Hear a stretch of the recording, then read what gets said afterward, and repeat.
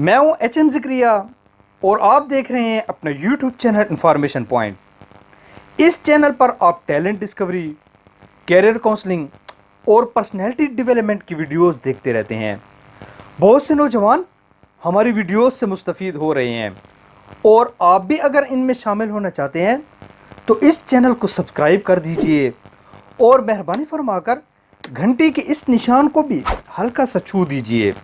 انشاءاللہ یہ چینل آپ کو فائدہ ضرور دے جائے گا۔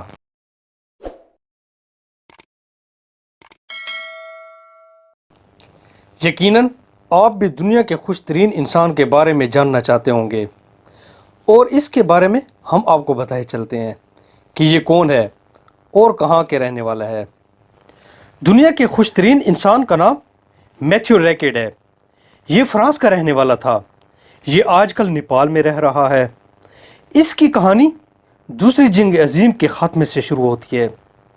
فرانس نے اس جنگ میں بہت نقصان اٹھایا اور ہر شہری نے جنگ میں بہت زخم کھائے۔ لوگ بے روزگار ہو گئے۔ ہزاروں لاکھوں لوگ اپنے آزاد جنگ میں گنوا بیٹھے۔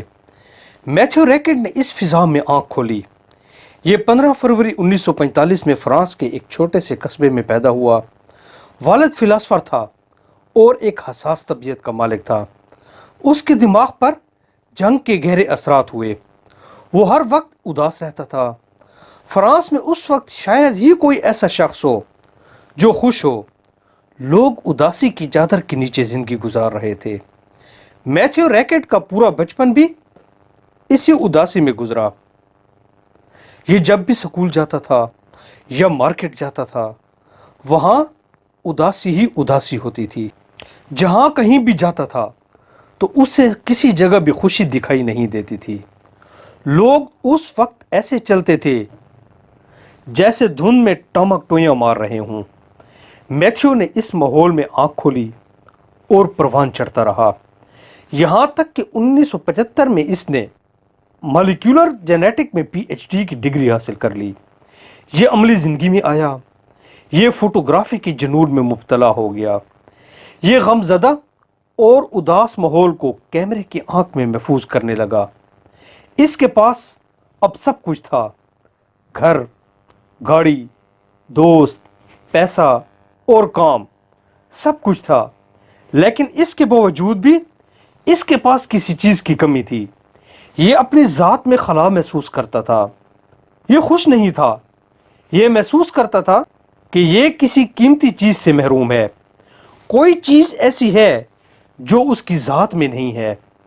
میتھیو وہ چیز تلاش کرنا چاہتا تھا، اور وہ اس تلاش میں نکل کھڑا ہوا۔ وہ اس تلاش میں چرچ بھی گیا، مندر بھی گیا، سیناگوگ بھی گیا، اور مسجدوں کے بھی چکر لگاتا رہا۔ یہ جنگلوں اور صحراؤں میں بھی مارا مارا پھرتا رہا، لیکن اس کے اندر کا خلا پور نہ ہو سکا۔ آخر تنگ آ کر اس نے فوٹوگرافی چھوڑ دی اور بدھ ازم جوائن کر لیا۔ یہ بخشوں کے ساتھ اٹھنا بیٹھنے لگا۔ اس نے سادگی بھی اختیار کر لی، یوگا کلاسز شروع کر دیں، بخشوں کے کپڑے اور لکڑی کے جوتے پہننے لگا۔ میتھیو ریکیٹ آہستہ آہستہ پرسکون ہوتا چلا گیا۔ یہ اندر سے بھرتا چلا گیا۔ اس نے ہمالیہ میں ایک گاؤں بھی تلاش کر لیا۔ وہاں یہ گوشہ نشین ہو گیا۔ یہ 5 سال جدید معاشرے سے کٹا رہا اور صرف ضروریات زندگی کے لیے باہر نکلتا تھا اور پھر واپس آ جاتا تھا۔ یہ ہر وقت مراقبے میں رہتا تھا۔ مراقبہ اسے اندر سے روشن کرتا چلا گیا، یہاں تک کہ یہ 5 سال بعد جب باہر نکلا تو مکمل طور پر مطمئن اور پرسکون انسان تھا۔ میتھیو نے یہ تلاش کیا کہ خوشی ایک ایسی چیز تھی جو اس تپسیا میں مل گئی۔ یہ ایک کھوئی ہوئی میراث تھی جو ہوس اور لالچ کے گدلے پانیوں میں گم ہو گئی تھی۔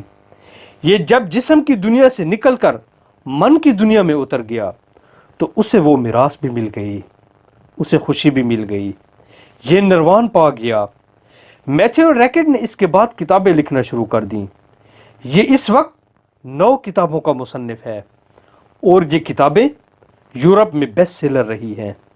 ہم اس شخص کی کہانی کو کچھ لمحوں کے لیے روک لیتے ہیں اور امریکہ کی یونیورسٹی کے اندر ایک دلچسپ تجربے کی طرف آتے ہیں۔ یونیورسٹی کے نیورو سرجری ڈپارٹمنٹ نے ایک ٹیم بنائی اور اس ٹیم نے 15 سال پہلے خوشی اور خوشی کے دوران دماغ سے نکلنے والے کیمیکلز پر ریسرچ کرنا شروع کر دی۔ نیورو سرجن کی اس یونٹ نے 15 برس ہزاروں لوگوں پر تجربے کیے۔ تجربات کے نتائج بڑے ہی حیران کن تھے۔ مثلاً ڈاکٹروں کی ٹیم کو معلوم ہوا کہ مراقبہ کرنے والے لوگ عام لوگوں سے زیادہ مطمئن اور خوش ہوتے ہیں۔ یہ بھی معلوم ہوا کہ ہم میں سے جو لوگ دوسروں کے لیے ہیلپ فل ثابت ہوتے ہیں وہ ہمیشہ خوش ہوتے ہیں، یہ بہتر زندگی ہمیشہ گزارتے ہیں۔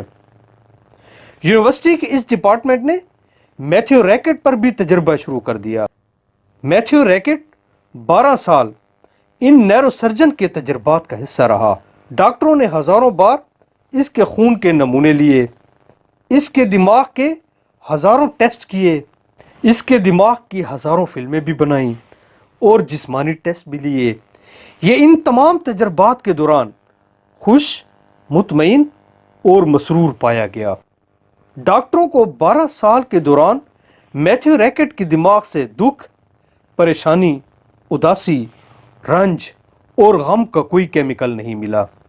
یہ 100% مطمئن اور خوش انسان تھا۔